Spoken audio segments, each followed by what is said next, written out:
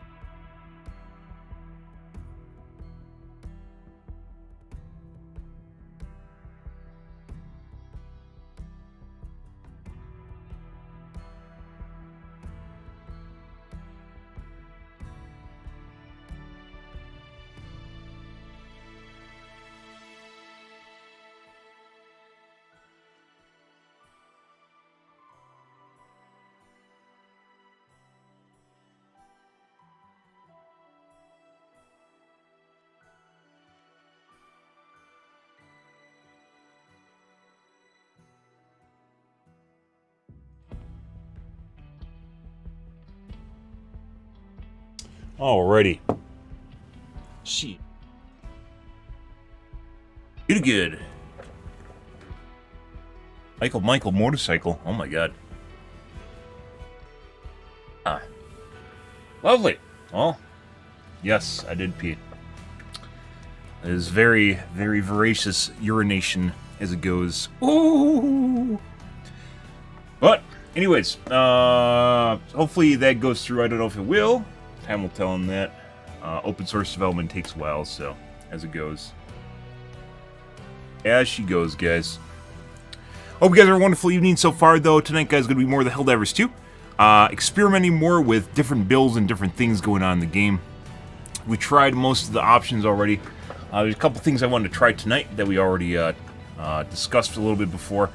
But mainly, it seems like the difficulty might have been nerfed. I said yesterday it wasn't nerfed, and then I guess they fixed the difficulty that was not nerfed, and now it's nerfed again. So, yeah. There's that, guys. Yeah, kind of unfortunate how that goes, but here we are. Yeah, so we'll probably take a look at that. We're going to play some more bugs, mainly because the bugs are, well, they're not only in major order right now, which I don't really care, but bugs are actually,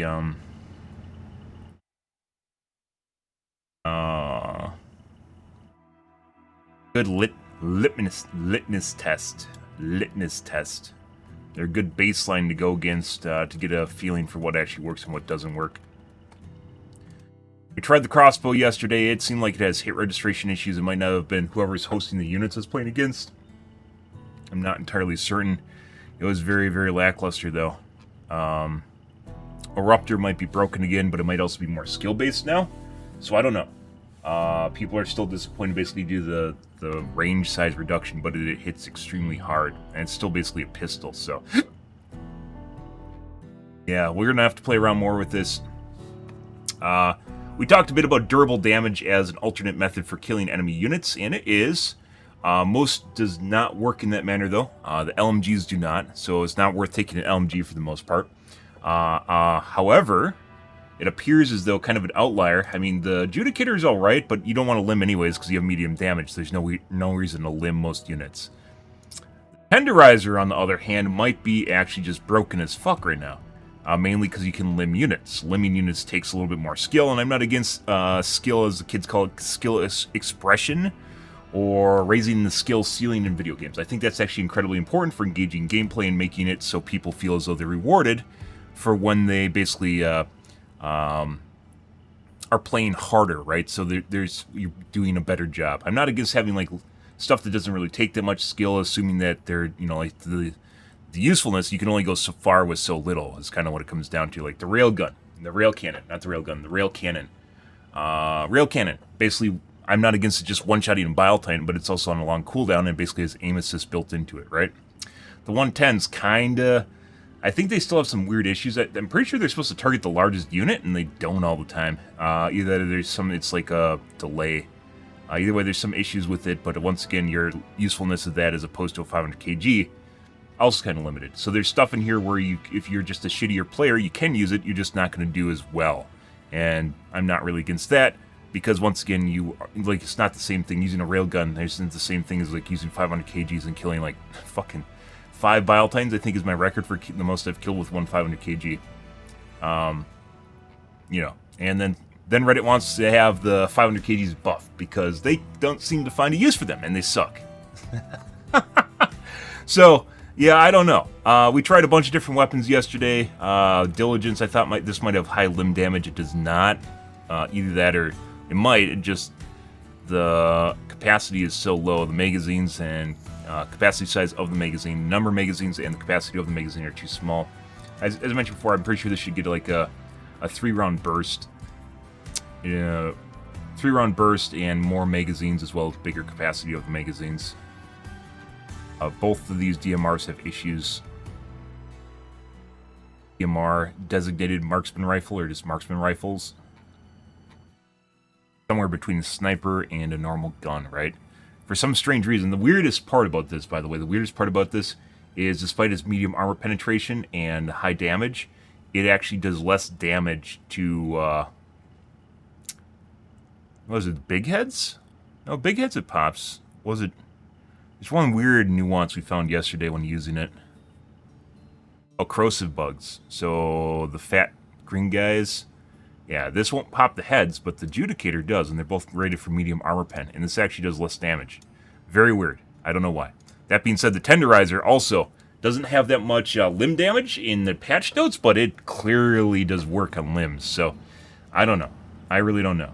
And you can actually kill a big head faster with this than you can with the Judicator if you're good at limbing. So taking off all the limbs on, like, let's say a big head on one side and then, like, takes like half one on the other, otherwise they start slithering around constantly. What you can do, and you can, I've also one-clipped Charger after, not even one clip, it just ran past me and I killed it before it could turn around. So, yeah.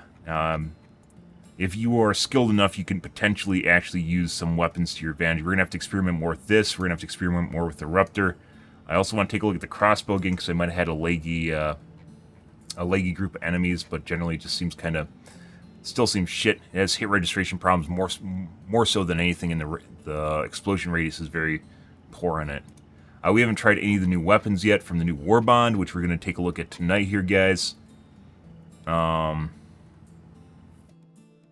Yeah.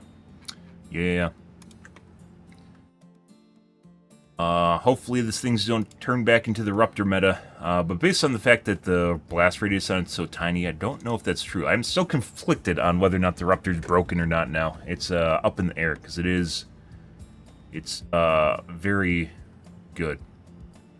But I don't know if it's broken good. We're gonna have to see. That's questionable. I still, things we need to try out, Precision Strike, which I don't think still is equivalent, even if you can use it well. Like, you can 500 kg and kill the shit out of multiple Bile Titans as opposed to one, so if you can land and plop it properly, is it going to matter? Maybe not. Spear also does work. A lot of people are carrying these around. Low skill weapon, which is, we talked about this yesterday. I think one of the reasons people were so pissed off about the spear being broken for so long is because some people are only capable of killing bigger units with easy weapons, and because they're forced to use a recoilless and suck with it, or a EAT or a Quasar, they got really pissed off because they knew this weapon, which it is very good. They knew this weapon was basically gated, and they're unable to use it, right? So, whether or not this needs to be addressed in the future, I don't know. And people are going to bitch about it because, once again, I'm pretty sure this is because this is a low skill cap weapon and something that's very easy to use. The downside to it being, obviously, is it only works against bigger units. But nowadays, does it even matter anymore? I don't know if it does, because the only units you have problems with are Chargers and Bile Titans, right? And it does work against Chargers, too. However, it takes a little bit more finesse. Arguably a little bit more finesse, but that might not even be set in stone either. So, they can definitely change it by making it so it, like, the turn radius on the missile, for instance, is lower and has a higher chance of overshooting or missing targets, depending how fast or what direction they're moving with, or making it more skill-based. I don't know. This is going to be up in the air, because the spear, as it turns out, is very, which we've already known, the spear itself is actually very strong. It's just it had a lot of issues with lock-ons, and that's very much what made it so no one was using it. But we'll see. We got plenty of stuff to mess around with here tonight. There's stuff that we aren't even going to test, like the turrets. The mind changes are not worth addressing or taking a look at all. Most of the side buffs, like grenade launcher, are not worth taking a look at, because they don't address the issues the weapons have, the fundamental issues they have in the first place, which we've covered yesterday, and especially in my really long video. And if you're curious about that, the 4-hour YouTube video, if you're curious about that, you can skip to the last, like, 20 minutes where we do a recap. You don't need to watch the whole thing. Even though the whole thing is very in-depth, and we analyze most everything. Original assumption based on what was going on in the game is that they nerfed the higher difficulties, and then yesterday, I said at the beginning of the stream, as addendum to that was that they didn't nerf higher difficulties, but then we had an addendum to the addendum, which is apparently the higher difficulties were bugged and spawning more units than they're supposed to, and now it feels like basically now they did nerf it. So we basically went full. We actually went 720. We just went in a full circle twice. So, yeah.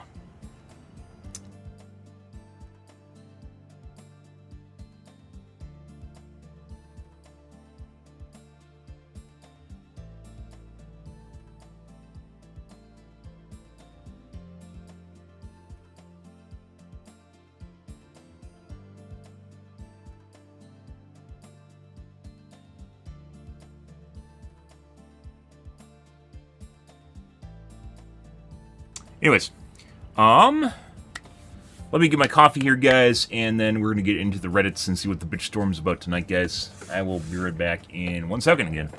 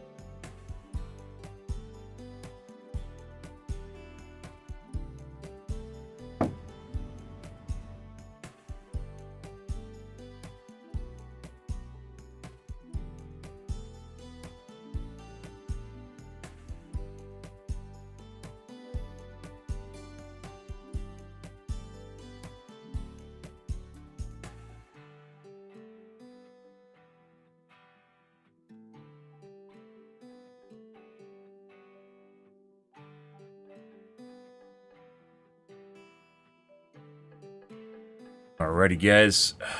Let's see.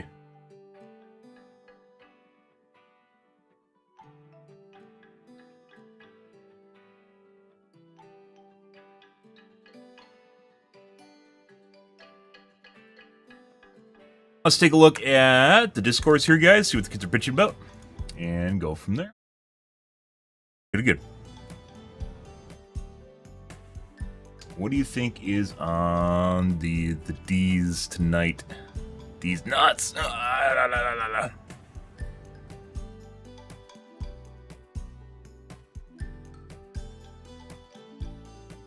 Good.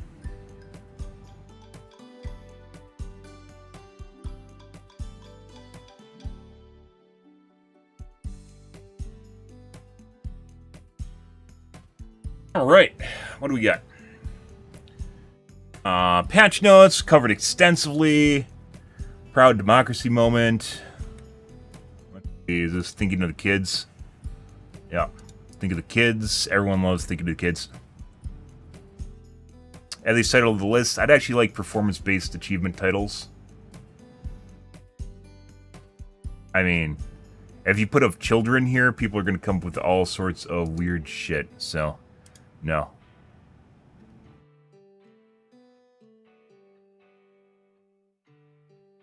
What's going to be next? Super Citizen Emily's Hospital for Barely Clinging to Life Children. It's a major order. Helldivers succeeded in liberating Verdant Wells in time to save civilians trapped within. Already, the very sick children are en route to Super Citizen Martyrs Hospital for tragically ill use. While they'll receive the best care the Federation has to offer, Marfark remains automaton hands. MD-70 anti-tank mine factories have been shuttered for the time being, following multiple material shortfalls. Okay. We failed the last part of the major order.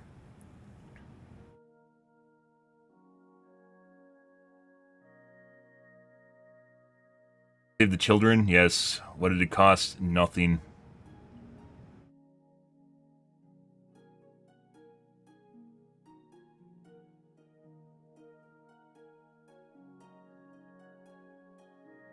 What? No one's gonna use anti-tank mines anyways? I don't think Reddit thinks that far ahead.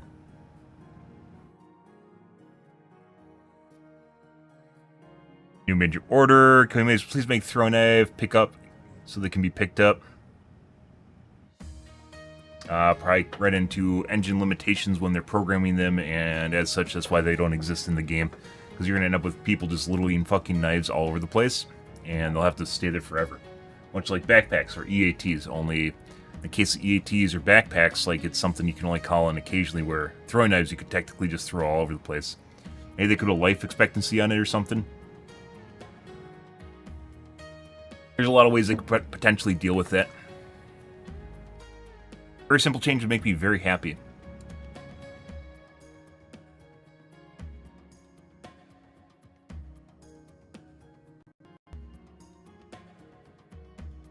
All putting the like things by by each other, guys. Oh my god. Make sure you put the things by the other things. Good. Let's see. Please add an obvious message about this in-game.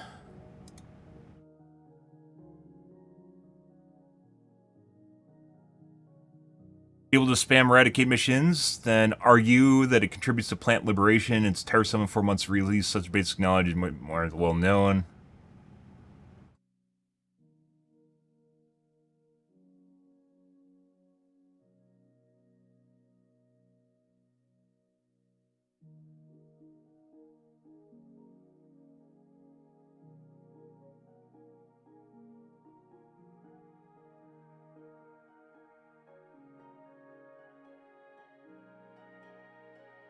Either like I'm pretty sure people only spam eradicate missions because they want to do something easy and get easy rewards.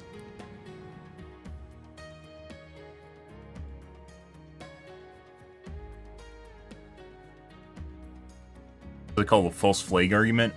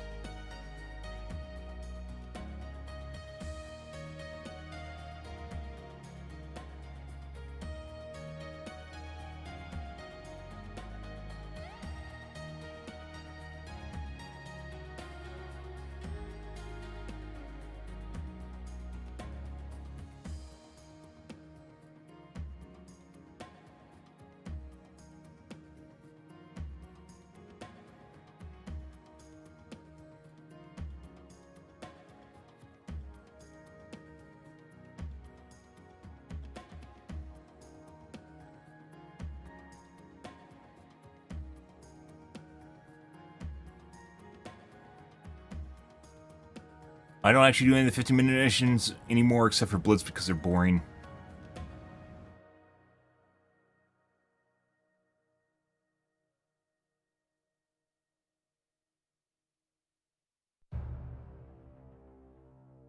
Absolutely no reason to be efficient as possible in this game.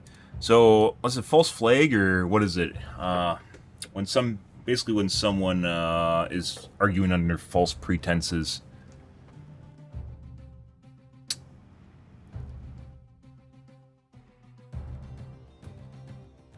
There's a name for it. I don't know off the top of my head.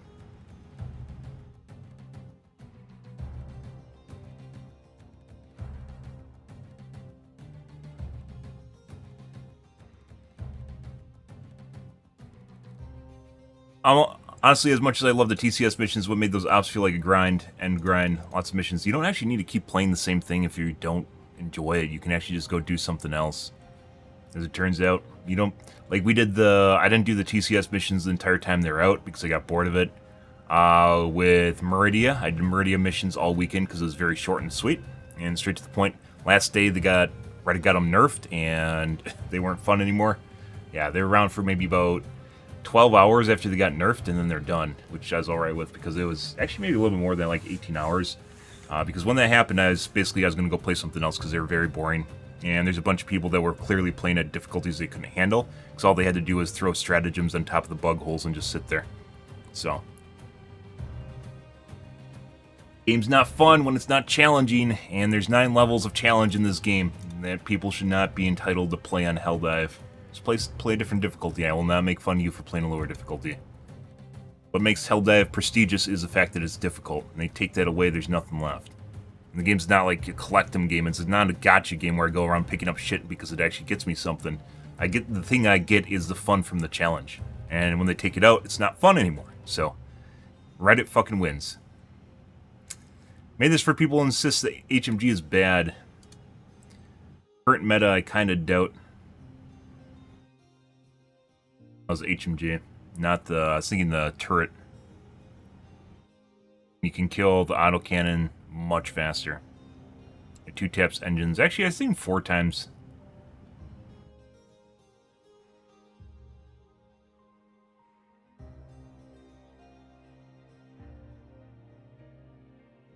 Yeah.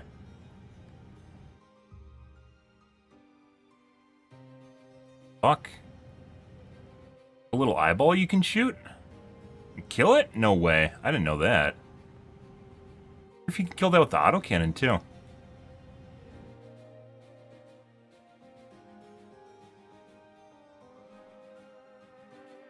I mean, these aren't really the end-all be-alls. Like, a Dagu isn't really... I want to see him kill a Brute or a Hulk. Hulks are basically what kills you. And this can't kill a Bile Titan either. So...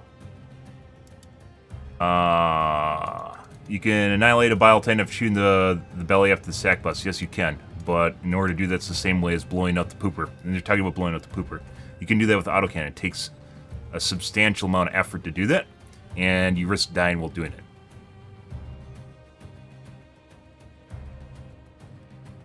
Reminder, Bile Titan actually works well. No, it doesn't.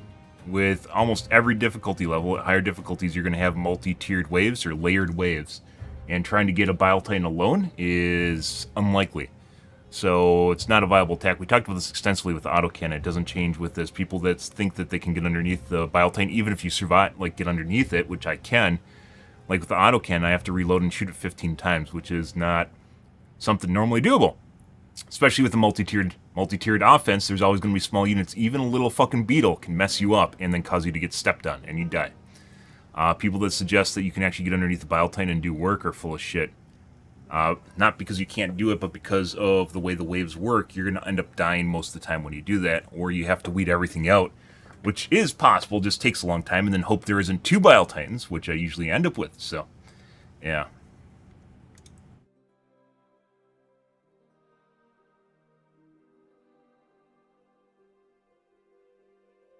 Thermite grenade into the belly works great as well.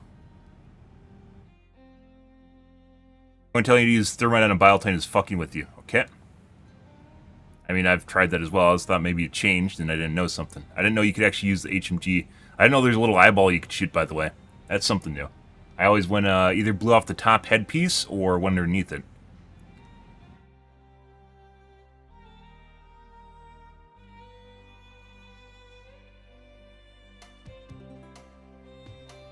Kill Hulks by shooting their eyes. It's extremely difficult to do that because of recoil.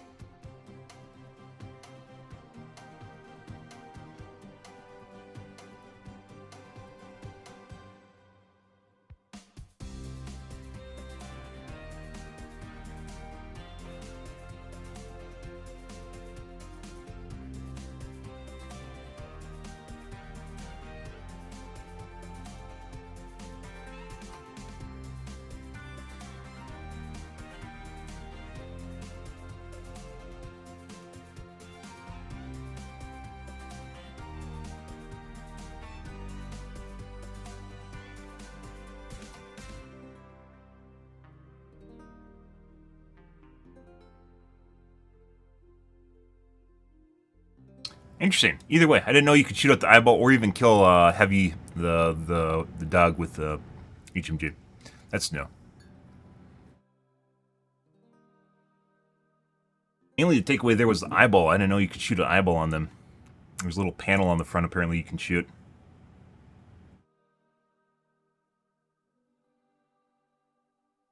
Earlier sent us a question mark. I'm pretty sure this is a side effect of cheating. I've seen this in my games before when people are I'm pretty sure it's people replacing assets. I've seen this in my games. I don't know if it's a bug. A lot of the bugs in the game I'm very certain are caused by cheating. Cheating is, as you can imagine, unintended interactions with the game code, and that can cause a lot of bugs because they aren't trying to make their cheats oftentimes wholesome and interactable with the game code itself. The developers aren't programming their game to handshake with the cheats.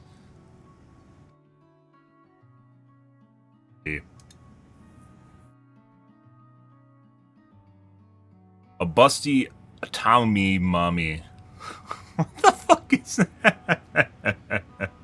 I swear she's democratic. Yeah.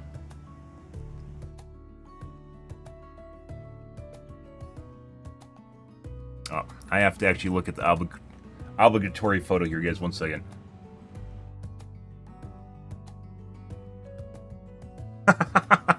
I mean, yeah. Maybe, I mean, that's for you guys right there. Helldiver kun. Yep.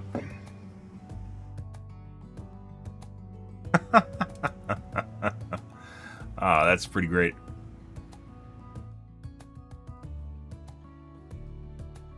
Must complete the operation to fully contribute to Liberation %. Fully contribute, but you still actually contribute even without completing it. Contribute as much. You know, positive negative ramifications from drilling to their hives, none whatsoever. And it says new major order.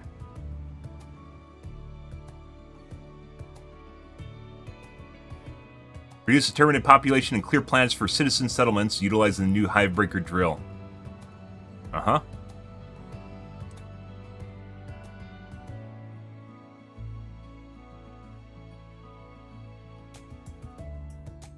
I had Diff 9 last night, and I'm pretty sure these are fabricator spawns. Yeah, a lot of these are fabricator spawns. There's a normal wave here too, but these are probably all from a fabricator. They're all weaklings. You throw a grenade in there, they basically all die.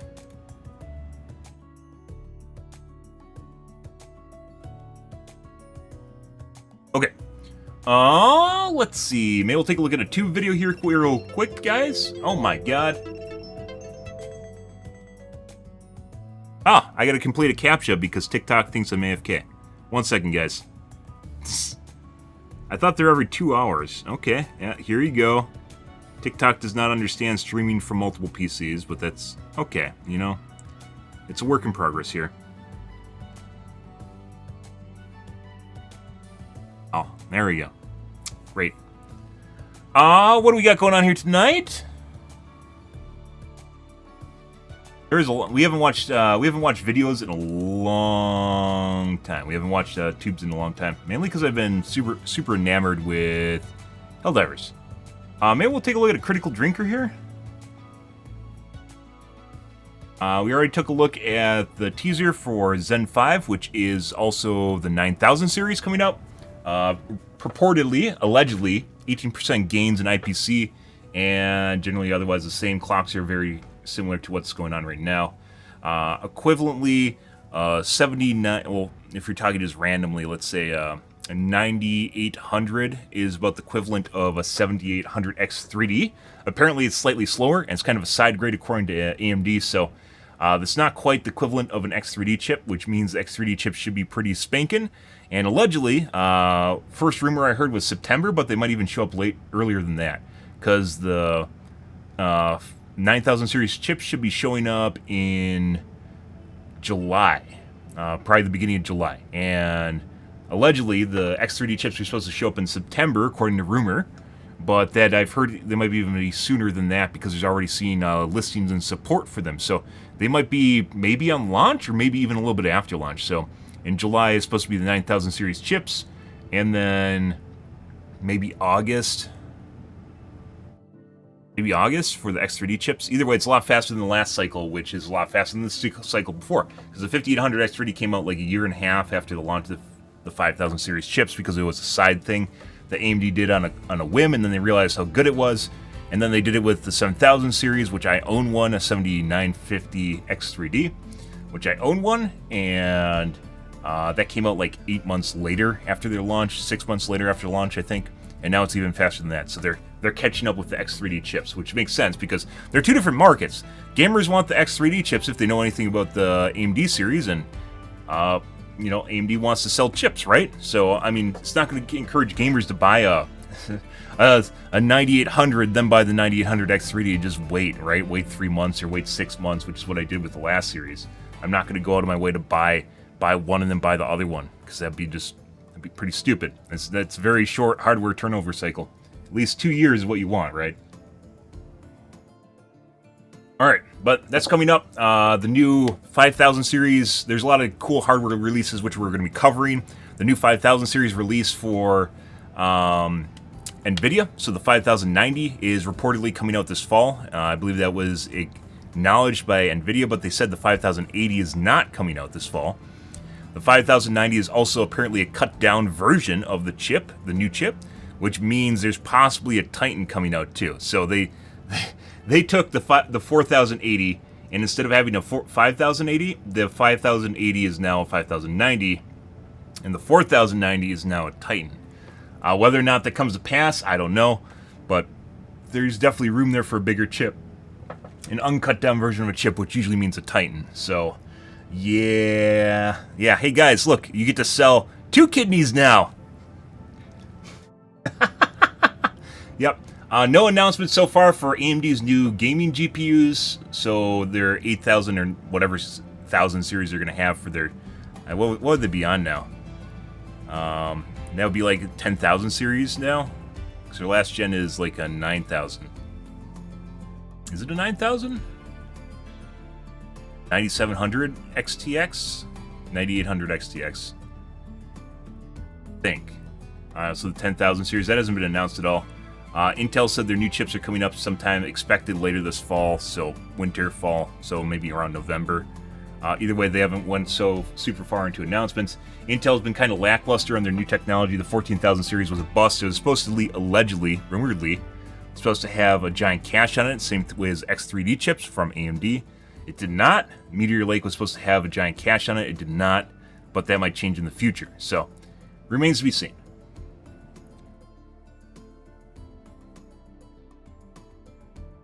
Let's see. Either way, fun. We're on a hardware release year, guys. Fun. QA. DDR5 8400.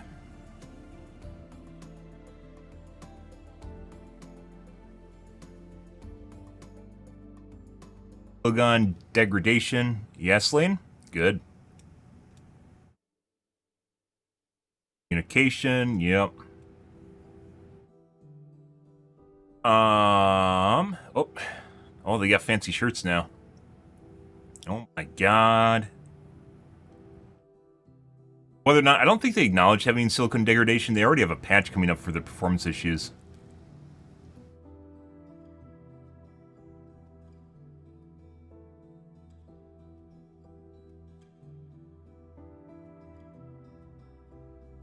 Thermal view. It has a temp sensor next to your connector to make sure it doesn't overheat. Thermal Grizzly is, I think CEO of that is DeBauer, or he has an investment, a stake in the company. I don't remember exactly how it works. I think he's either the CEO or investor in Thermal Grizzly, which is a popular tuber we occasionally watch too. Tech tuber.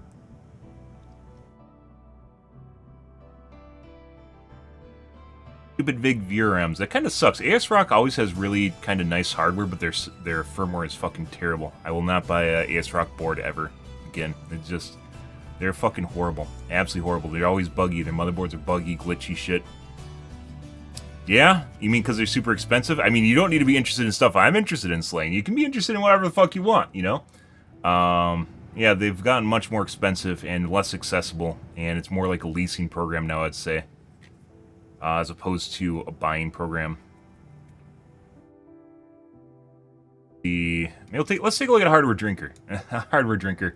A hardware drinker? A critical drinker. Let's see. Also, love this guy's videos, by the way. He does a lot of, like, building stuff, if you're into that. Critical Drinker is on about the Acolyte, which is pretty interesting from, Injected. Yeah, we watched episode 1, an Injected, narrative standpoint. Yeah, which the supporters were on board for the first, 2 episodes-ish. They were pretty they're holding their ground. And episode 3 and 4 apparently are pretty bad. I haven't watched it yet. I'll watch the whole series because I watch everything Star Wars, even though it's usually fucking bad nowadays. I'll watch it just like I watched Han Solo, excuse me, not Han Solo, Obi-Wan. I watched Obi-Wan get torn down and led around by a 10-year-old girl. Yeah, and basically be shown to an incompetent Jedi and an idiot.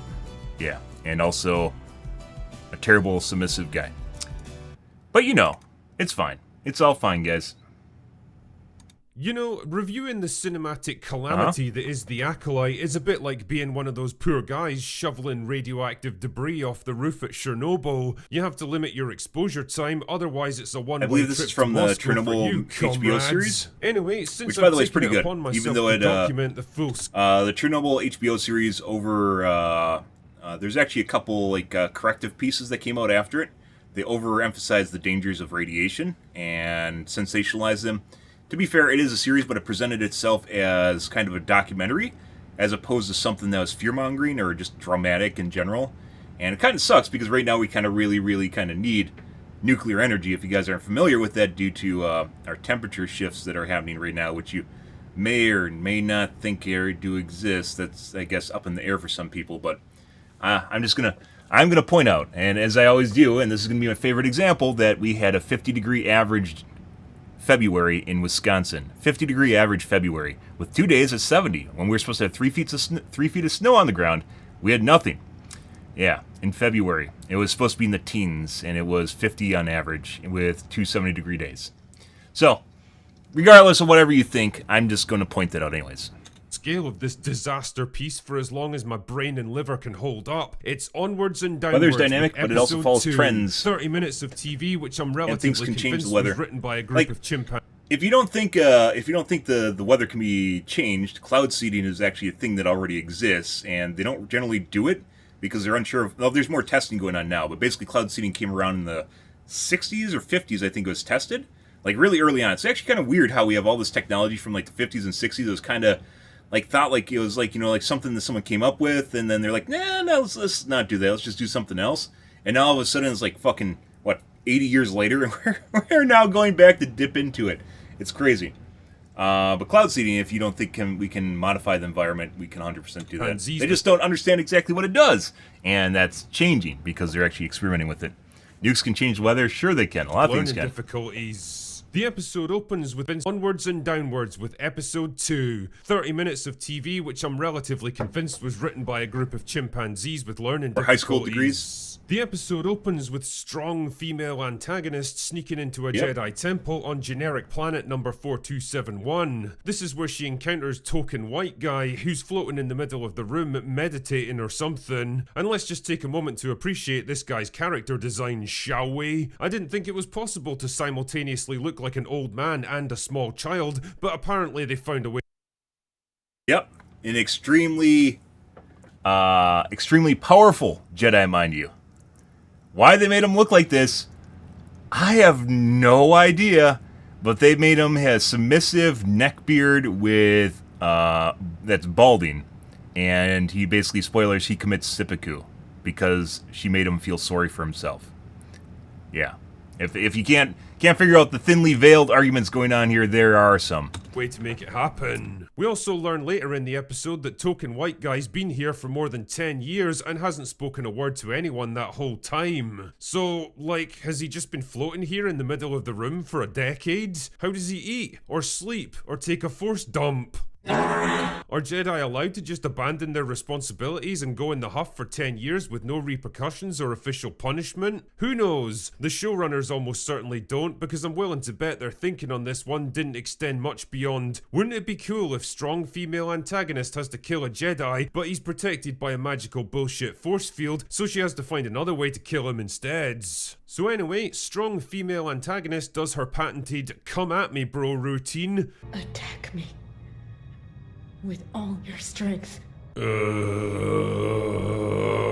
And tries to kill token white guy, but he's protected by a magical bullshit force field and all her attacks just kind of bounce off him. I love how the force has gone from this subtle mystical power that gives people some limited influence on the physical world to just full-on magic that can do whatever the script needs it to. So, well, I'm going to point out that modern Star Wars is an abomination, because it definitely is, and you know, like the first 3 movies, not the first 3 created movies, but, you know, episode 1 through 3 were bad. They aren't nearly as bad as what's going on right now. It's fucking terrible. That being said, if you know anything about some of the lore with Star Wars where they've made books, there's like some, like we're talking like fucking Thanos level, or not even Thanos, like God level characters that like can bring down Star Destroyers with the Force and stuff like that. Like they went completely off the rails. I believe there's a Sith that fits that, like not like Darth Vader, but stronger than Darth Vader. That fits that, where he's just like pulling down ships out of orbit and stuff like that. Yeah, like they go completely anime boss Naruto stuff. Truly, George Lucas must be proud of what they've done with his creation. Now, you might think that strong female antagonist would have been prepared for a contingency like this. I mean, this force field might be able to deflect knives and fists, but I'm pretty sure it's not impenetrable. Maybe she brought along poison gas that could seep through the force field and choke him to death, or an explosive charge that would collapse the temple on top of his head, or a thermal detonator that would vaporize everything in the vicinity. I mean, they might not be the most elegant solutions, but if you've only got one chance to kill this guy, then you'd be wise to take any opportunity that you can. But nah, instead she's just like, well, I'm out of ideas, and runs away. This is where we hook up with strong female character number 1 and Squid Game guy, who get word of the assassination attempt from strong female. By the way, he is a phenomenal actor. I love Squid Games. Absolutely phenomenal actor. And, you know, like, he can play a character. He can definitely play a character. Why did they pick this for a strong male character? You can pick, you know, there's plenty of Asian guys that are very masculine. Jet Li or Bruce Lee, or what's his name? Jackie Chan. He's been more in kids shows if I remember right. But there's plenty of characters that actually have more masculine elegance or charisma, right? You know, more that encourage you to line up and behind them in battle, right? Why they pick the guy that looks like he's down on his luck and, you know, having the worst time of his life to play Master Jedi or just a Jedi? I don't really know, but they did. Female character number 3 and set out to investigate. Meanwhile, strong female antagonist meets up with discount Ezra Miller, which I do know why they picked him out, is a misleading name since it implies that Ezra Miller has any intrinsic value to begin with, but hey, at least he got there first. Anyway, discount Ezra Miller's killed the owner of a local drugstore and taken over the place. Why? Don't know. But if your intention here is to operate covertly, then killing a local businessman and stealing his shop probably isn't the best way to go about it. I mean, people generally come to know local shop owners because they're an important part of the community, and if one of them was to go missing suddenly, then I'm pretty sure they'd start asking questions. And the first person they'd ask is the random arsehole that's suddenly squatting in his shop. Anyway, those are questions for a different show. A show written by functioning adults who actually understand cause and effect, and that's not what The Acolyte is about. So anyway, discount Ezra Miller gives strong female antagonist a poison to kill token white guy, since weapons apparently don't work on him. Now, at first, I have to admit that I thought this was a good idea. Maybe it's some kind of airborne pathogen that his force field can't protect him from, or acid strong enough to melt his fake beard off. But nah, it's just actual poison that he has to drink. Well, that's definitely shite. I don't think you really appreciate the dimensions of this particular problem, Discount Ezra Miller. If she can't physically reach him, then she can't force him to drink the poison, and so the mission's a bust. So if we're assuming that he knew she was gonna need that poison, which is why he took over the drugstore, then why the hell didn't he give this to her on her first attempt at killing this guy? Why did he wait for her to fail and then come back for more help? Isn't that just putting a massive target on your back? But that's okay, because I guess strong female antagonist has read the script already and knows that everything's gonna work out fine. Now, you might think that if there'd been an assassination attempt on the local Jedi by someone who's already murdered at least one Jedi Master, it would make sense to beef up security around the temple, lock the place down, have armed guards stationed at every entry point, maybe even move Token White Guy to a more secure location. So it was refreshing to see that they did absolutely fuck all in this case, and the only thing that was beefed up around here was this body positive individual. You know, I seem to recall reading that Jedi practice intense mental and physical discipline, training their bodies and minds to the very peak of their capabilities to give themselves the best possible chance in the event of armed conflicts. The thing is, mental and physical discipline are not words that come to mind when I look at the big lad here. No wonder Token White Guy lives in a force bubble for 10 years. The only thing I'd trust this guy to defend me from is an all-you-can-eat buffet. So Squid Game Guy and strong female character arrive at the temple, but they're too late to stop strong female antagonist, who slips inside completely unopposed because everyone in this episode is retarded, and gives Token White Guy the poison, the R word. and he's like, well, guess it's time to die then, and promptly murders himself. I genuinely don't understand what just took place here. Like, if Token White Guy places so little value on his own life, then why did he even resist? She made him feel bad about himself and guilty, so he why killed not just himself. let her kill you? Jesus, even Carrie Ann Moss got to put up some kind of fight, but this chump just agrees to die without even a whimper. Yeah. Oh yes, that's shite. Yeah. Fuck off, Token White Guy, and take your stupid 1970s hairdo with you. Is that even 1970s? It's not even, like, that's not like a mullet or anything. I don't know what's going on there, yeah. Like, maybe what the fans look like or something? I don't know. Like, why, once again, why did they pick him? They could have picked tons of, you know, fantastic looking Jedi, right? Asian Jedi. And they pick him. And, once again, great actor. Squid Games is phenomenal. But totally an absolute miscast. And by the way, this guy's dumb. If you're like, oh, there's a beefcake over there. Yeah, he's actually stupid. So, yeah. You got submissive guy, you got beefcake that's dumb.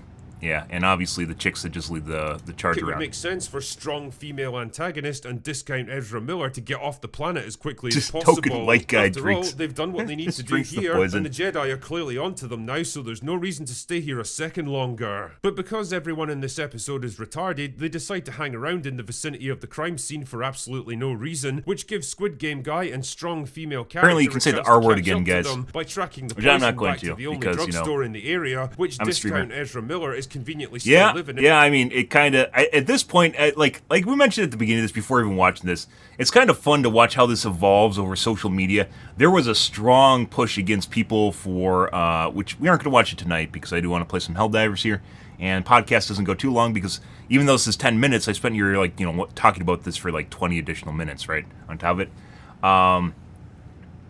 We aren't going to watch the next episode of this. She's covering each one.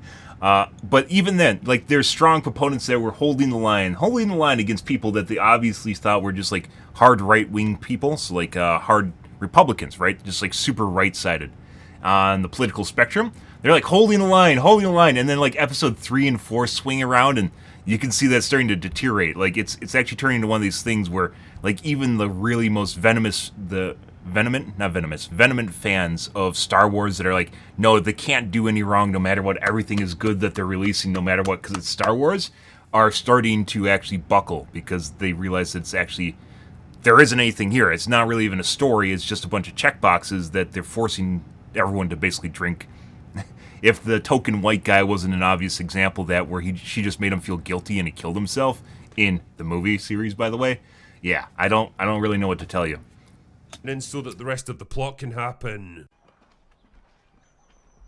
Fuck. You'd think at this point they would start to investigate what common factor links the two Jedi victims, like a past mission that they went on together, for example. I'm no expert, but I'm pretty sure that's basic police procedure when dealing with serial killers like this, trying to understand what connects the victims. Anyway, this is when something happens which is so monumentally dumb, it makes everything else in this episode look like a Christopher Nolan movie by comparison. Strong female character decides that it's best to go into the shop posing as strong female antagonist so that she can get a confession from Discount Ezra Miller about what happens. Why can't you just go in there, arrest him, and use that forced mind reading trick from the first episode to rip the information you need right out of his heads? Why are you wasting time with this ridiculous contrived bullshit? Why doesn't Discount Ezra Miller immediately realize that something's up when his friend starts acting like a completely different person and asking probing questions about stuff that they both already know? Why does nothing in this show make any sense? The thing is, this is exactly what dumb male character suggested, and it was played off as some ridiculous plan and shot down immediately by strong female character number 2, when in reality it was a much more logical and reliable way of getting the information they need. Anyway, so the gang spring their idiotic trap and Squid Game guy gets into a martial arts battle with strong female antagonist, because that's apparently how fighting gets done in Star Wars now, and then she escapes by knocking some dust in their faces. Smoke bomb! You went full retard. Smoke bomb! Yeah, sure, let's go with that. And strong female character tries to stop her with a stun gun, but misses for some reason, like she's really conflicted by this whole thing. It's a stun gun, you fucking moron. It's designed to stun people without harming them. You're not being asked to kill her. There's no moral dilemma to any of this. Just stun her, apprehend her, and then pick up the pieces later. But instead, she lets her go so that the rest it's of like the they're plot... copying. It's like they're copying a cliche, or what's a good word for that? A trope. It's like they're copying a trope from another series where they don't completely understand what they're writing, and they're just like, this sounds good, let's do this. Like in a series where she's like her daughter or something, and she doesn't want to apprehend her because she knows what she's doing actually is morally right, and there's no way that they can actually take her into custody, one of these things, so she lets her go, right? Yeah. What can happen? Son of a bitch! Then strong female antagonist links back up with Discount Ezra Miller and decides to trust him again, despite the fact that he told the Jedi their entire plan and has definitely compromised their mission beyond any hope of completion, because everyone in this episode is retarded. You know, they say that characters are only as smart as the people writing them, and I think the Acolyte is a perfect demonstration of that. Nobody in this show acts with anything even approaching common sense or logic. People make completely incongruous decisions because they don't really understand why they're there. They just are trying to inject what they actually feel in real life into a series, and they're just like, let's cloud it, or clothe it. Let's clothe it in Star Wars, and that's basically all it is at this point, and that's why people are starting to reject it, because they're like, hey, this actually is in Star Wars, it's nothing to do with Star Wars, like the whole fire in space, which could actually, if you guys didn't know, you can actually have fire in space, right? It's entirely possible. They weld underwater. It's entirely possible to have fire in a vacuum. You can do it, right? You just have to have the right mixture of gases being ejected into basically makes a flame, right? But the thing about it was when they had fire in space, it literally looked like a campfire. It didn't, like, there's no science behind it. Which is what Star Wars or fantasy fans or sci-fi fans nerd out about, right? Like in, not Black Mirror, not Black Matter is, that's a sci-fi series from a long time ago. What's the Amazon series that they took over? The Expanse. Expanse is pretty good. And they nerd out on the science aspect to it, which a lot of fantasy and sci-fi geeks love. They love this stuff, right? But they just don't care. They don't care about the lore. They don't care about the science. They don't care about stuff that makes sense. It's just all about literally just peddling a narrative. That's it. That's all they want to do. And apparently you're a bad person for pointing it out now. Like, hey, maybe we want the story. You know, you could even do like a little bit of it. It's still fine, but I actually want a good story, right? And then they don't do that. For no other reason than to keep this absurd parody of a story trundling forwards. The problem with a murder mystery plot is that you actually have to build up and maintain a mystery to keep the audience invested, and it's pretty difficult to do that when every character... Mysteries, by the way, are hard to do and keep people engaged, mainly because people just, they disengage from it if it's not an intricate... I don't really like murder mysteries for the most part. It's like there's a Conan, I think it's a popular anime. I tried to watch it. I just couldn't do it. Because at the end of the day, obviously the author holds all the cards and they just drag you along by the nose and expect you to just kind of like, hey, look at this stuff. Maybe this is good, maybe it's not. And then, it doesn't... You're just like, okay. And then here's a villain. They don't give you enough information to figure it out in the first place. And just kind of like whatever, right? The Expanse actually was a murder mystery when it started out. If you guys don't remember that, Expanse, by the way, a very good series, and Amazon took it over and injected with a lot of left-leaning political agenda in the later seasons. It went from very, very good. It was one of my top views in the first 3 seasons when Sci-Fi had it. Then I believe season 4 is when Amazon took it over, and season 5 was bad. Was there 6 seasons? Season 6 was even worse. It's just like the characters weren't even acting like what they're supposed to. Let's see, The Expanse. I think there was 6 seasons. The 7th season? What? I was so sad. Like, it was good. There were 6 seasons, yes. And this last season wasn't even a season. They just, you started doing stuff like watching, like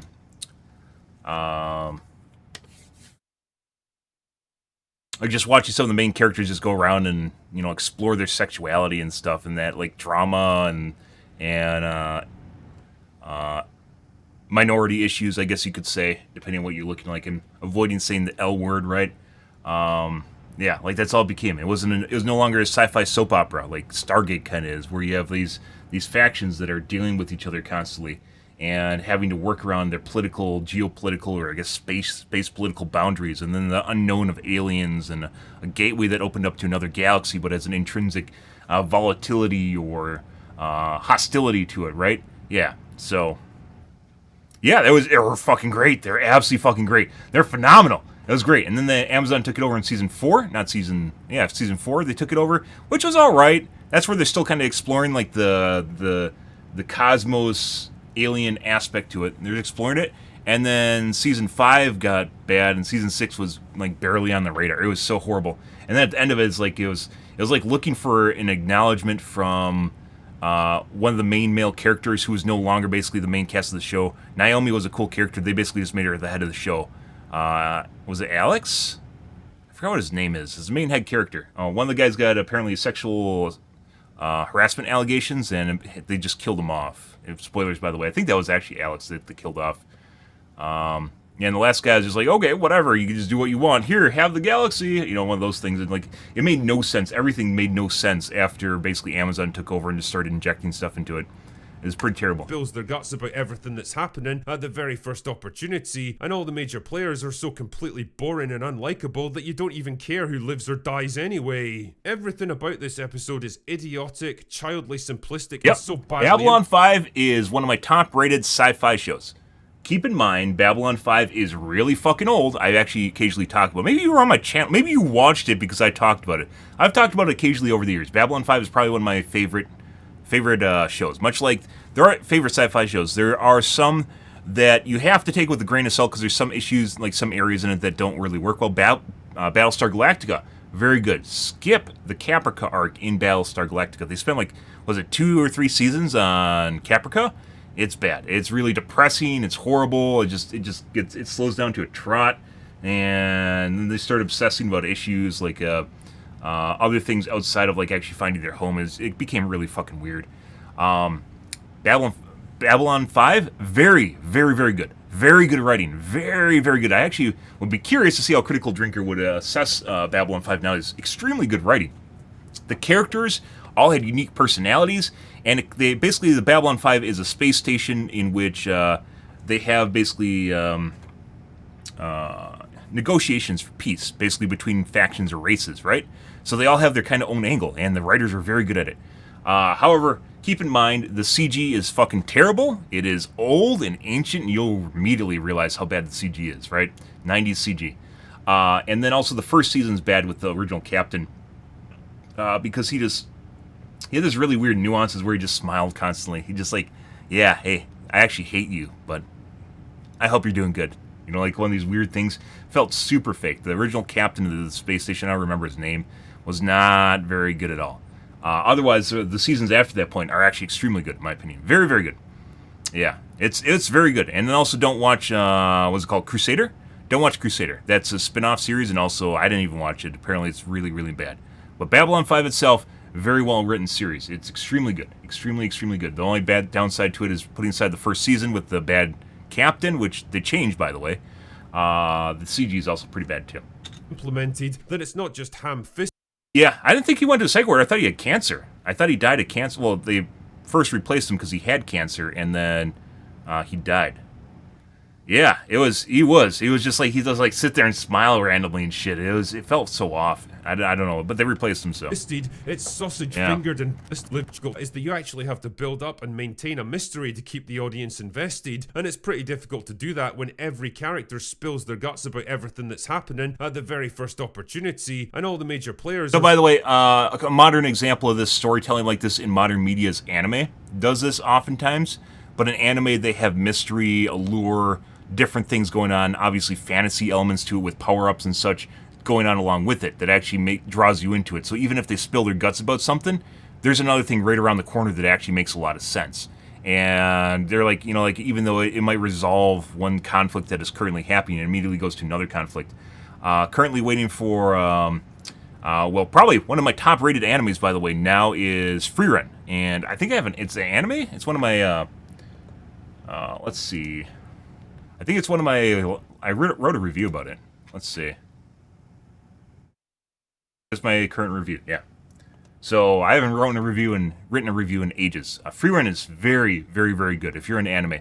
Very good. It's kind of a slow burning. It has a lot. It's like slice of life, but also slow burning / shonen. Kind of hard to mix those together. And like an overall kind of, what would you call it? Longitudinal, which is basically the study of history or how things correlate with each other over time. Basically, because it's not. Basically, she's an adventurer who's an elf. Your stereotypical token, token as in Lord of the Rings kind of fantasy, high lore fantasy, right? But at the same time, she is an elf that's 1,000 years old. So the story is actually from her perspective, not from the humans that she is with. And what that means is she goes through multiple parties throughout the anime. Like one of those things. So it's almost like having Naruto, but Naruto dies, and then a new Naruto shows up, and then it's about the new Naruto, too, at the same time. It's actually really, really, really good. Extremely good. There are some extremely good animes, but it's not like one of these things where you can't do it with, like, the way they're doing things, where they're just like, hey, here, look, he was the villain all along. It's almost like kid show stuff. It's like where they just, make it extremely easy to understand, but then they don't understand the other elements like shonen that actually makes it good. Or, like, shonen's for younger audiences. Anime for younger audiences, right? Yeah. You got bored of Freerun? It does. I know people say just watch more and it gets better. Freerun starts out as what you would consider a slice of life anime and boring. I don't watch slice of life anime.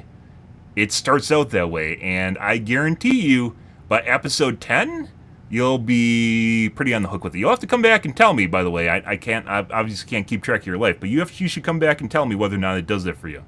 Because there aren't many where I'm like, you just gotta have to watch more. Because people say that, by the way, people use that excuse all the fucking time. They use it all the time about good shit, like shows that they think are good. When in actuality, they just got nostalgic and they just enjoy it. Like, I've heard that about, like, Fairy Tail. Fairy Tail is like it's an anime that's like 600 episodes long, and it combines all the tropes of most, like, modern shonens. And it's like, hey, bud, here, look at this. This is good because it was in Naruto or in DBZ or in One Piece. Yeah, look, here's another generic trope. How's it going? I've heard people say that about Fairy Tail. Fairy Tail sucks. It's fucking terrible. Freerun, on the other hand, is extremely good, and it does definitely start out exactly as you said, which is it's boring. It starts out as a slice of life, and by I think it's episode 10, it turns into more of a shonen angle. I mean, it goes back and forth kind of between like just slice of life and kind of shonen, but at the same time, it's also kind of like feel-good stuff because they also get more powerful while it's turning into the slice of life stuff. So you have to realize the character building that happens in the background while this is going on. It is a really, really, really weird mix, and I've never seen... I don't think I've ever had anything kind of the same mixes, because if you ever watch Record of Lotus Wars, it's an old anime from the 90s. It's along the same vein, which is, it's kind of a token, going on an epic quest sort of thing, but it has a very different tone and direction of the anime itself. You have to watch it. It is definitely one of these series where it does not start out the way that you think it's going to and keeps going that way. And I know people use it all the time as an excuse. They use it all the goddamn time as an excuse, so what a good series is, just watch more of it and it gets better. In this case, it's 10 episodes, and it definitely gets better. It 100% gets better. But yeah, free run, an example of, like where they're doing like storytelling where it's just right in your face and they tell you. It's kind of like, which can work. It's just, it has to be done well. And in the case of what they're doing with Star Wars, they aren't even doing storytelling. It's just like, hey, we're going to go here and do this. Like, they do a lot of filler stuff that we talk about in like One Piece. One Piece does, because of the slow pacing of it, due to the fact that it's mixed with, it has to keep up with the manga, which means it's a one episode per chapter, and it's supposed to be 1 to 2 to 3 is what most animes do, so it's really, really slow. They add a lot of travel sequences. The battles are drawn out, and oftentimes not with new action sequences where they just repeat frames. Maps, recaps, lots of maps, recaps, explanations, just like narrative explanations that don't really matter at all to avoid basically plot because they're trying to draw it out. It reminds me of this, but in the actual, it's the same thing with like Obi-Wan and Boba Fett. There just isn't anything there. There's nothing going on behind the scenes, so it doesn't matter what, like, they're just drawing out basically the lack of writing for the most part. Andor, now if you're looking for a good series, Andor is fantastic. Andor is a great Star Wars series. However, I kind of doubt that it's going to survive, mainly due to the fact that it flew under the radar. No one had any expectations for Andor. I didn't. And it's probably up there with Breaking Bad in terms of how good it is, yeah. If you were into slow burn / character narrative driven series, it is phenomenal in my opinion. But that being said, now Disney, the Eye of Disney Snoron? The Eye of Disney Sauron is now on Andor, and I kind of doubt it's going to escape basically the clutches of Disney, and what they're going to do with, like, what they did with Acolyte is what they're going to do with fucking Andor, unfortunately. Andor is a very good series, though. It starts out that way. By visiting the Disney narrative tropes. They avoided them with clever writing, so they didn't have to worry about sequences where basically men are just proven to be idiots most of the time, and they can't win in a, like, let's say, battle wits against a woman, or even a fight of strength for the most part, and they're always shown to be dumb, which is kind of where things are going. Guys, especially in Star Wars or Marvel, are usually either dumb, submissive, or they're evil. And that's basically your three choices that you have. And that's what we have going on here. So completely boring and unlikable that you don't even care who lives or dies anyway. Everything about this episode is idiotic, childly simplistic, and so badly implemented that it's not just ham-fisted, it's sausage-fingered and bacon-wristed.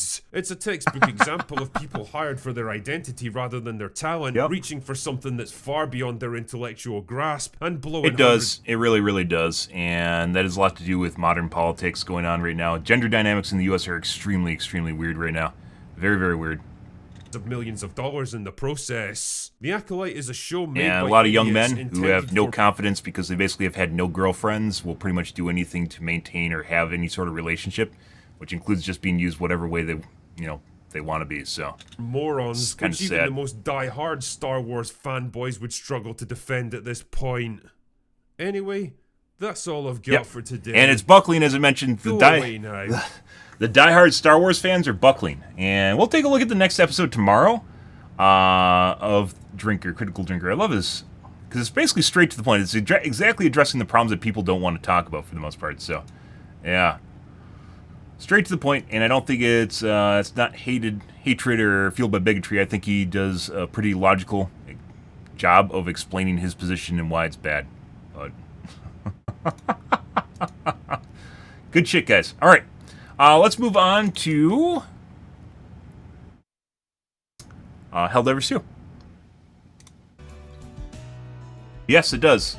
100%. Construct, it being one of the words, yeah.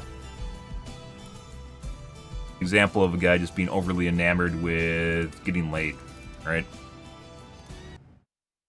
Yeah. Let's move on, guys. How the podcast here.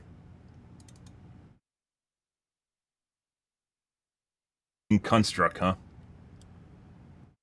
Yes, it does. I think a lot of guys, especially around their first partner or their first significant other, have been in that position where they're overly enamored with someone or who they are. Until they get more opportunities.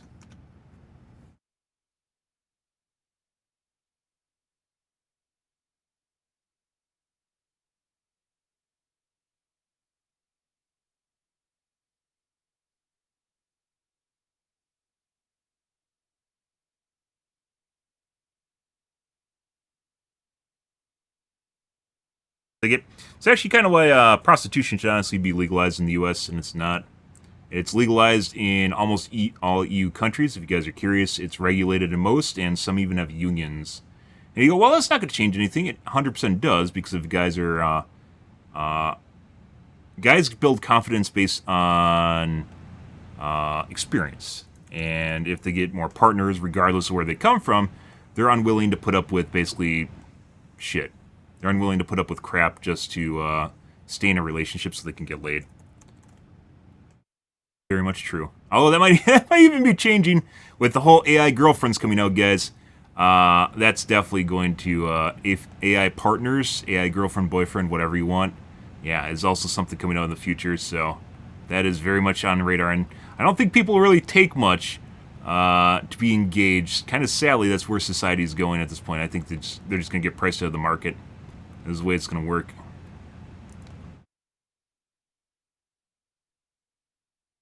All right.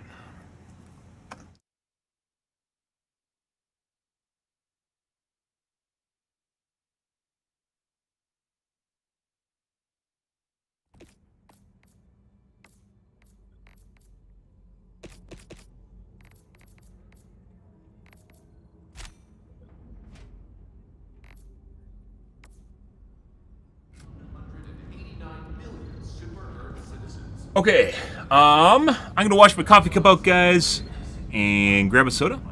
I still have some water here.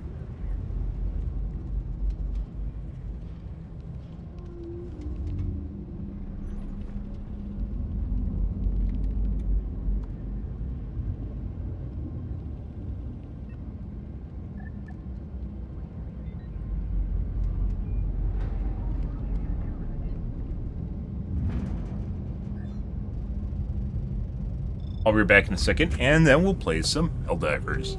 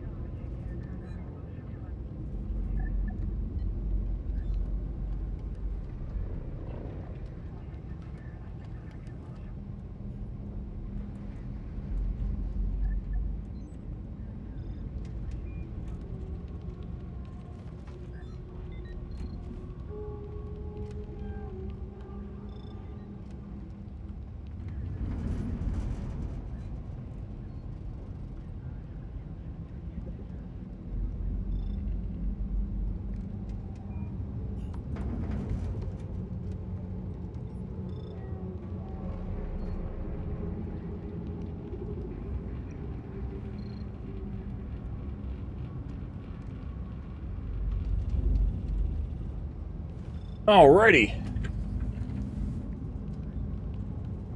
Yes, vaginas do make men stupid. Construct is actually a term.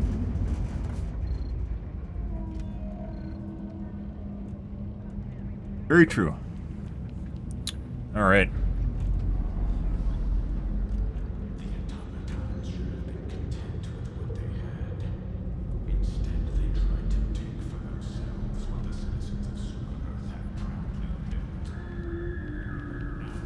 Alrighty.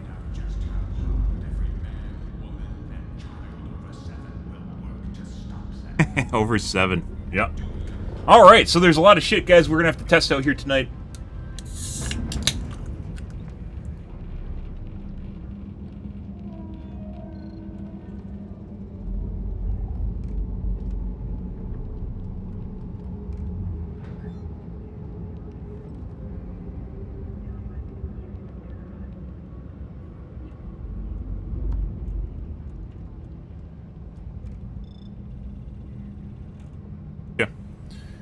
A couple things we want to try out here tonight that I have been messing around with.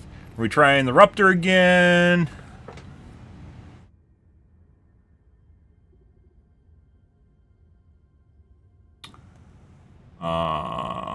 The Pastel Shooter or the Tenderizer.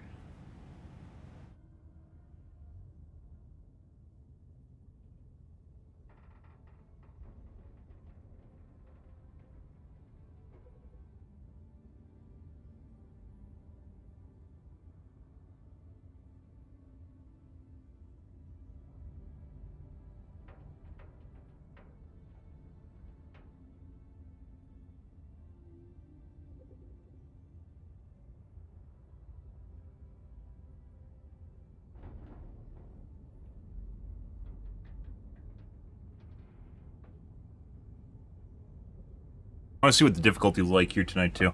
To try out the new weapons from the new DLC, which we haven't taken a look at yet. I want to revisit, I guess, the crossbow, even though I imagine it's going to be fucking terrible. Okay. Every sector in the galaxy must be purged of the alien menace. I need to make these, like, less opaque. This is actually one of the planets we have to go to, but it looks like it's easy to miss it because of the background. It's very easy to... are there special missions for this?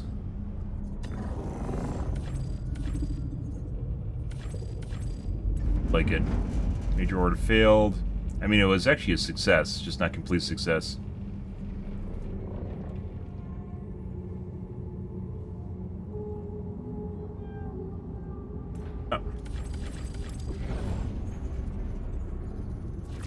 We might host my own games too. We're having really weird games yesterday. We'll see how it goes.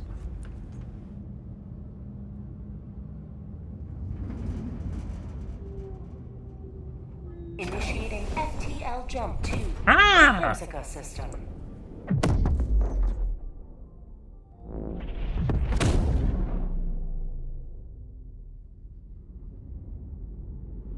FTL jump successful. Evac. Hellpods prime. Scatter increase. Mission coordinates locked. I was considering the precision strike. We might try that as well.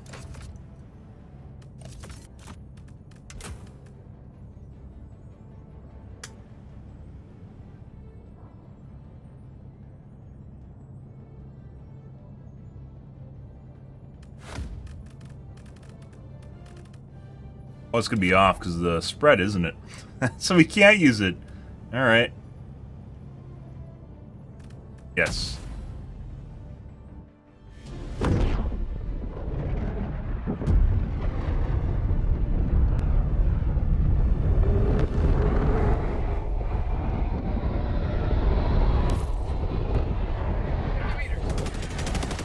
fate of all humanity's children are in your hands. Do not Alrighty. Bitch. Dead.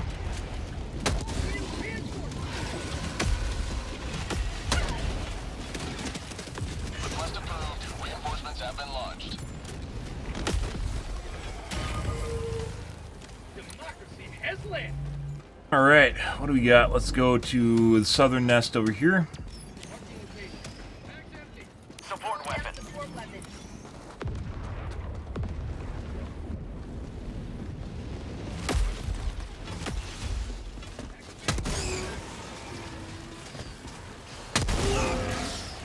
Juicy.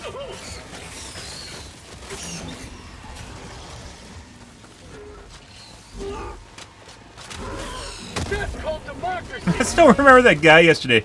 We're kiting around the entire blob of enemies and just hanging on. Just hanging on for dear life. And everything was going fine. And the one thing that actually kills me is the guy that just threw an impact nade. Probably to help out. Sending in an eagle. Here. The only thing that kills you in the game when you're good enough is other Helldivers.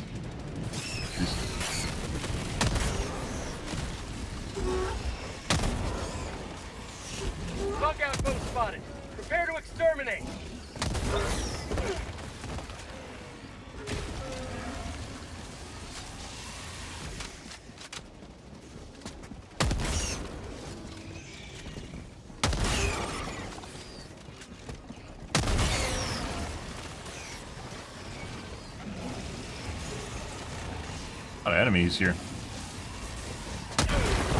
Close.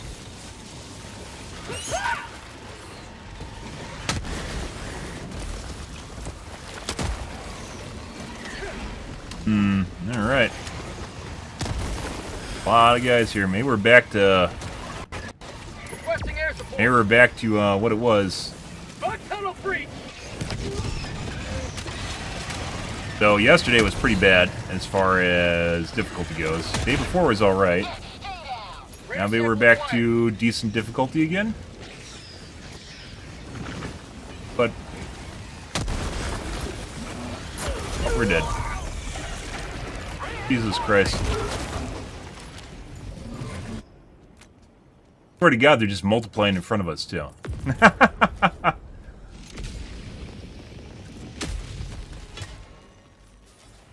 Point me to the enemy.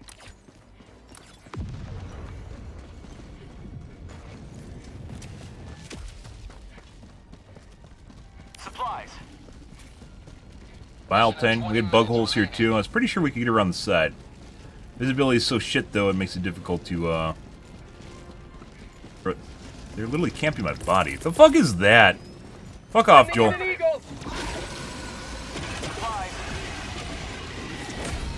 You have accomplished liberty.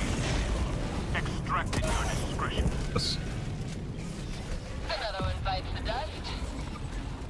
you doing? Joel logic? Dropping a pin. Southwest. 100 You don't say. I had no idea. Wow. What the... Alright, let's go back in here.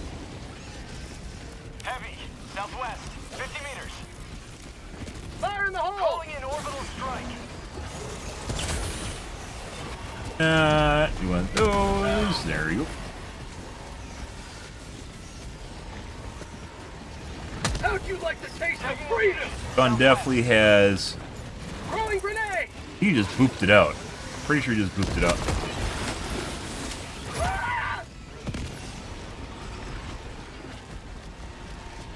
Fire in the hole! Booped it out again. Can't tell if that's intentional or what. You mad?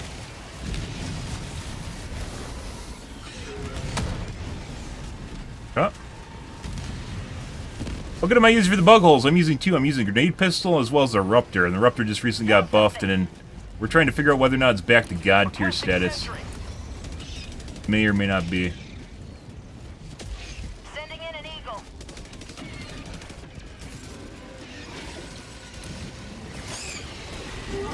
Looks like it's not showing his clothes properly. Extraction request confirmed. Shuttle inbound. But Down a support weapon.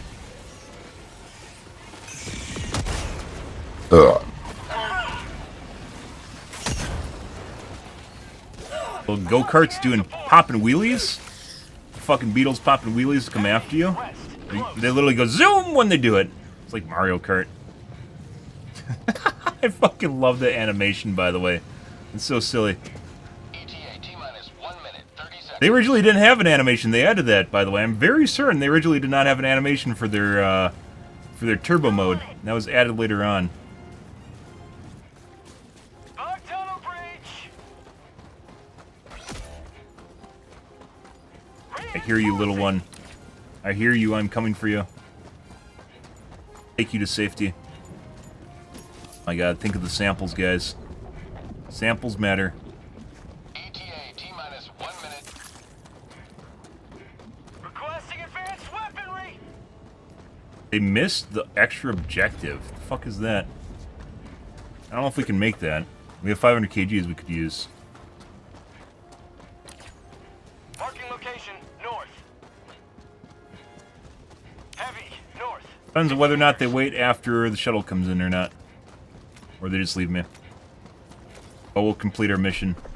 ETA T-minus 30 seconds. Maybe we won't, because I have to actually throw 500 kg. And this is probably going to last longer than 30 seconds, isn't it? Joel's legitimately stopping me from finishing the game. 20 seconds. Yeah, I can't kill it, because I don't have 500 kg now. Wait, can you put down a hell bomb? Oh, storming? ETA T-minus 10 seconds. You can't. Ah, for fuck's sakes, Joel. Northwest. Close.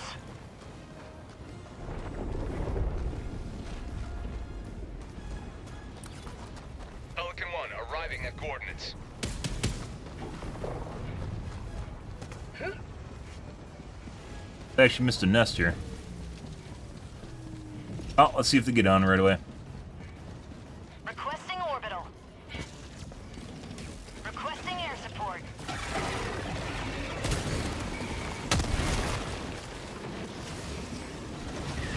Countdown initiated. They got on.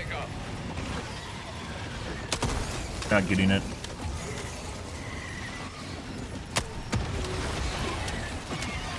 I don't have any grenades either, so I can't hit anything.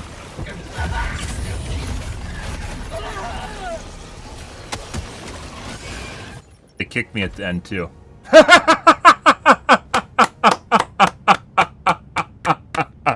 Wow.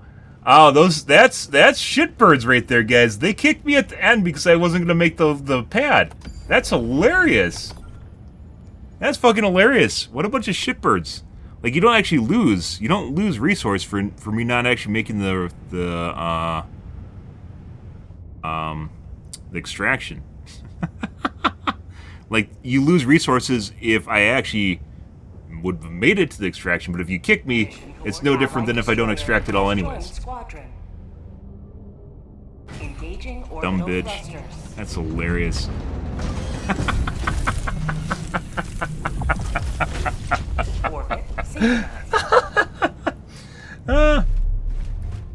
We aren't gonna wait for you, so I'm gonna kick you! Like, holy shit. Wow. Nuke the nursery. This is new. I haven't seen this. So this is the new one? Nuke the nursery, huh? Allied destroyer has joined. I don't know why it wasn't showing up on my map. Engaging orbital thrusters. Orbit synchronized. Like, that's next level shitbird, guys. Like, you know, it's one thing I'm not gonna make it, right? But it's another thing if you kick me before you lift off because I can't make the extract. That's incredible. We don't have any spread. Let's do game. We're gonna keep trying out the Ruptor and Tenderizer. We get opportunities here. Probably can do a precision strike just to see how it's going. I highly doubt it's going to be competitive with. I highly doubt it's going to be competitive with 500 kgs, but maybe. Yeah, that's incredible, guys. I don't think I've ever been kicked for not making the extract before. That's a new one. That is next level bullshittery. Holy fuck. Holy fucking shit. I wanted to finish the side objectives they didn't do. They not only extracted, and then they kicked me when I was trying to do them at the end. I don't even know. That's like, what top level shitbirdness. Like, that's something that you shouldn't even see in Helldivers. That is incredible. Like, petty shit.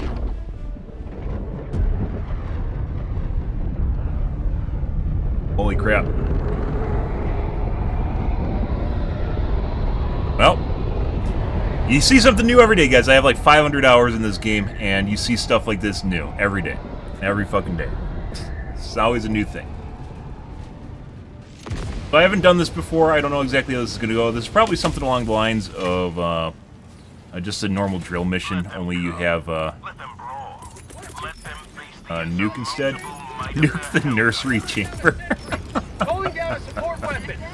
Kill him in the nest, guys. No extra objectives. I guess they, well, maybe more in line with them actually taking the, let's see what this is. More in line with them probably taking the, flag capture missions, which have kind of set big areas, and then turning it... Hey, bud. Yep. Another one? There you go. Let's see if we can find where they're coming from. It's right over here. Tunnel breach. Definitely saw the butt plug already. I don't know where they went. Got it. Stop following me around. Go somewhere else. There's the butt plug. And then grab it. You have to run from the drill. Okay, it's like normally like the nuke launch. It doesn't look all that different. It's not like the Meridia missions. That allows them to give you special mission types or unique mission types without creating a lot of work for the development team. stick to Say hello to democracy. formula.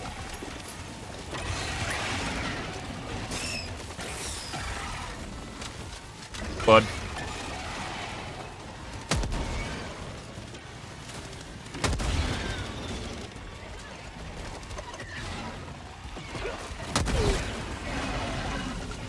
Guy burrowed behind me.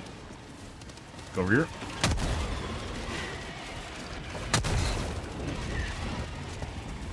Mag's empty. Stop. Stop. Okay, fine. You can have one of my syringes. Bug outpost spotted.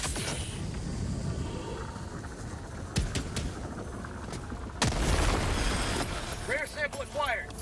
Requesting sentry. If I'm gonna use the Ruptor, we talked about this before.